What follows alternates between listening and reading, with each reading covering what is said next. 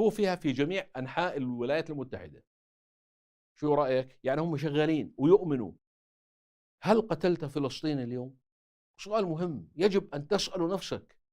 أي دولة تتعاطف بالعلن مع إسرائيل وبتزودها بمال أو سلاح فهي دولة يجب مقاطعة كل منتجاتها مهما كانت هذه الدولة. ابحث عن البديل، دور على المحلي والعربي ومنتجات الدول الصديقة، وانتم عارفين اللي معاك واللي ضدك. لا تفكر انه ما بيأثر، يؤثر وبشدة. هذولا لابد انك توجعهم في الشيء اللي بفهموه، المال. صدقوني ما بفهموا غيره. وبارك الله في كل من لديه ذرة غيرة.